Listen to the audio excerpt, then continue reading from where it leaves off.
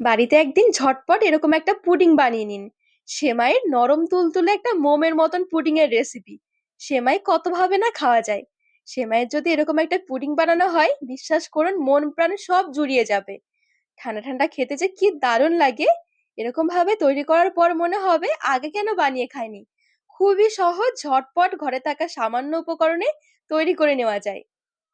নমস্কার বন্ধুরা, নতুন একটা পর্ব দেখার জন্য আপনাদের সকলকে স্বাগত জানাই। আজকে বানিয়ে দেখাবো একদম মুখে মিলিয়ে যাওয়া মতন নরম তুলতুলে সেমাই পুডিং।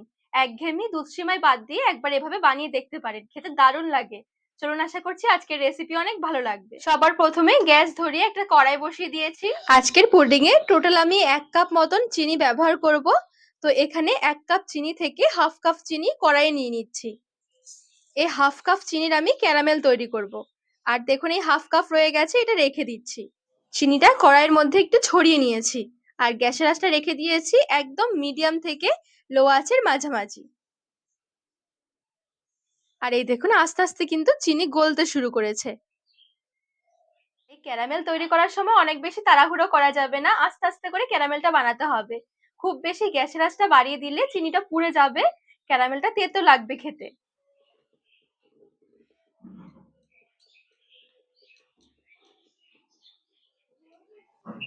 বেশ কিছুক্ষণ নাড়াচাড়া করার পর দেখুন সম্পূর্ণ চিনিটা সুন্দরভাবে গলে গেছে।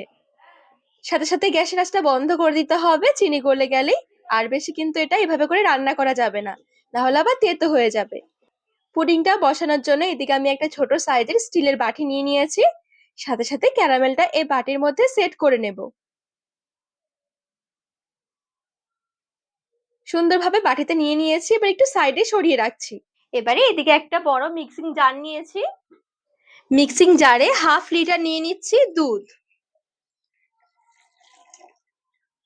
আর যে বাকি হাফ কাপ চিনিটা রেখেছিলাম সেই চিনিটা দিয়ে দিচ্ছি। হাফ চামচ নিয়েছি এলাচ গুঁড়ো, হাফ চামচ ভ্যানিলা এসেন্স, দুটো নিয়েছি ডিম, 2 চামচ গুঁড়ো দুধ। ঢাকনা লাগিয়ে একদম স্মুথ ভাবে ব্লেন্ড করে নেব। তো এখানে সুন্দরভাবে মিক্সিতে আমি সবকিছু ব্লেন্ড করে নিয়েছি।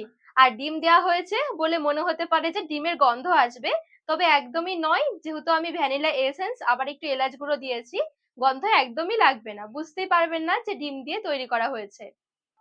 আর এই দেখুন ব্লেন্ড করার পর ঠিক এরকম হয়ে গেছে।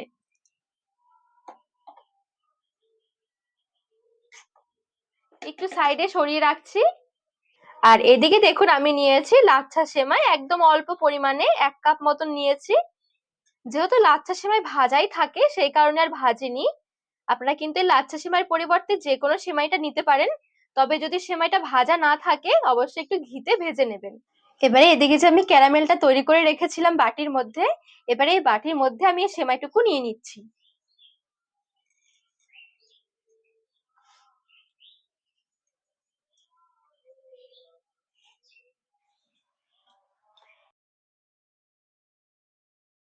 উপর থেকে মিক্সিতে করে রাখা মিশ্রণটুকু ঢেলে নিচ্ছি।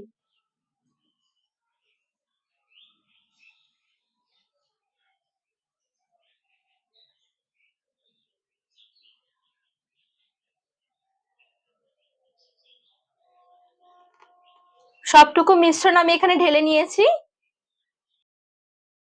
এবারে গ্যাস ধরিয়ে এদিকে একটা কড়াই বসিয়ে দিয়েছি। কড়াইয়ে বেশ খানিকটা নিয়ে নিচ্ছি জল। মাঝখানে একটা স্ট্যান্ড বসিয়ে দিলাম। জলটা হালকা একটু গরম হয়ে আসলে বাটিটা ধরে বসিয়ে দিচ্ছি। আর জলটা এখানে আমার একটু কম মনে হচ্ছে, জলটা এমন ভাবে দিতে হবে যেন এই বাটির অর্ধেকটা হয়। তো আরো বেশ কিছুটা আমি জল দিয়ে দিচ্ছি। এবারে 30 মিনিটের জন্য গ্যাসের আঁচটা বাড়িয়ে ঢেকে রেখে দেব। 30 মিনিট মতন হয়ে গেছে, ঢাকনা তুলে নিচ্ছি। একটা কাঠি দিয়ে একটু চেক করে নিতে হবে, কাঠি যদি ক্লিয়ার বেরিয়ে আসে তার মানে বুঝতে হবে পুডিং রেডি।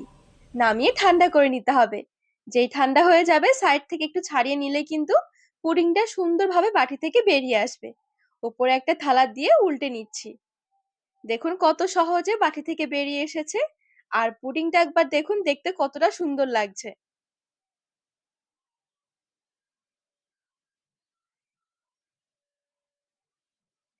চলুন এবার একটু কেটেও দেখাচ্ছি কতটা সফট হয়েছে।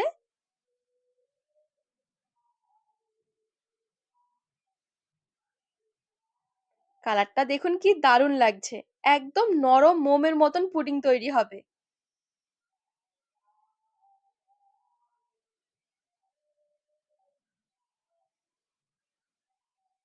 একটা প্লেটে তুলে নিয়ে এবার একটু সার্ভ করে নিচ্ছি। মুখে দিতে একদম মিলিয়ে যাওয়া মতন একটা রেসিপি। বাড়িতে একদিন হলো এরকম ভাবে একটা পুডিংটা বানিয়ে দেখতে পারেন। বিশ্বাস করুন, খাওয়ার পর পুরো অবাক হয়ে যাবেন। ভাববেন আগে কেন এভাবে তৈরি করে খাইনি। পুডিংটা সার্ভ করার সময় একটু ফ্রিজে রেখে তারপরে সার্ভ করবেন। ঠান্ডা ঠান্ডা খেতে কিন্তু এই পুডিংটা বেশ দারুণ লাগে। একদম মন প্রাণ জুড়িয়ে যাবে।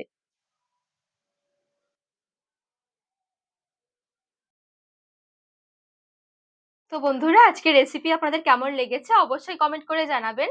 আর রেসিপি ভালো লাগলে চ্যানেলটিকে সাবস্ক্রাইব করে পাশে থাকার অনুরোধ রইল।